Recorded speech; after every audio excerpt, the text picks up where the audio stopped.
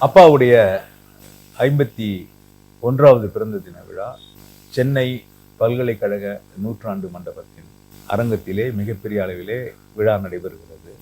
அன்றைய முதல்வராக இருந்த புரட்சித் தலைவர் அவர்கள் தான் அந்த நிகழ்ச்சிக்கு தலைமை தாங்க இருக்கிறார்கள்.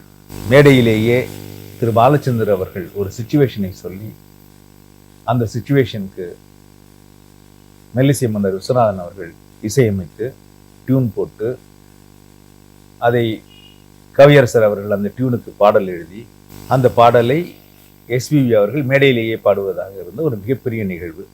குறிப்பிட்ட நேரத்தில் முதல்வராக இருந்தாலும் கரெக்டான அந்த டயத்துக்கு எம்ஜிஆர் வந்து சேர்ந்தார். வந்து பேசிக்கொண்டிருந்த பொழுது அப்பாவை பற்றி சிறப்பாக பாராட்டினார். அப்பா எப்படியும் அவருடைய பங்குகள் என்ன ஏது எல்லாத்தையும் சொல்லி வச்சார். அவர் சோர்ந்திருக்கும் போது, அவர் மனம் தளர்ந்திருக்கிற போது, எங்கேயெல்லாம் அவர் காயப்படுகிறாரோ அப்பொழுதெல்லாம், எங்கேயெல்லாம் தன்னை ஊக்கப்படுத்திக் கொள்ள ஒரு இடத்தை தேடுகிறாரோ அப்பொழுதெல்லாம் இந்த பாடலை புரட்சித் தலைவர் அவர்கள் மீண்டும் மீண்டும் கேட்பேன் என்று சொல்லியிருக்கிறார்.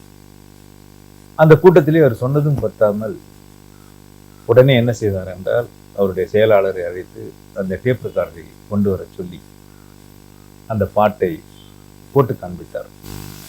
அது ஒரு இமோஷனலான நேரம். காரணம் என்னன்னா, ஒரு மாபெரும் தலைவர் அவருடைய நண்பரை பாராட்ட வந்திருக்கிறார். பிறந்த தினத்தை ஒட்டி ஒரு 1000 பேர் இருக்கிற அரங்கிலே ஒரு ரெக்கார்ட் பிளேயர் அவர் தூக்கிட்டு வரணுங்கிற அவசியம் கிடையாது. அந்த வரிகளை சொன்னால் போதும். ஆனாலும் தன்னை பாதித்த ஒரு மிகப்பெரிய விஷயத்தை மக்களிடையே பகிர்ந்து கொள்வதிலே புரட்சி தலைவர் அவர்களுக்கு இருந்த ஆர்வத்தை அது காட்டுகிறது. உடனே அந்த கேசட்டை பிளே பண்ணாரு. பிளே பண்ணா, அச்சம் என்பது மடமேடா, அஞ்சாமல் திராவிடர் உடமேடா, 6லும் சாவு 100லும் சாவு, தாயகம் காப்பது கடமேடா. அந்த பாடல் பாடுச்சு. அதை முதல் 4 வரிகளோடாவது அவர் நிப்பாட்டி இருக்கலாம். முழு பாடலையும் போட்டார். அவர் கைத்தட்ட, மக்கள் கைத்தட்ட, இசையமைப்பாளர்லேருந்து வாத்தியம் வாசிப்பவர்லேருந்து எல்லாரும் கைத்தட்ட. ஏன்னா அவங்க தான் அதுக்கு மியூசிக் வாசிச்சது, விஸ்வநாதன் தான். எல்லாரும் கைத்தட்ட அந்த அரங்கு ஒரு நிறைந்த மங்களகரமான அரங்காக இருந்தது.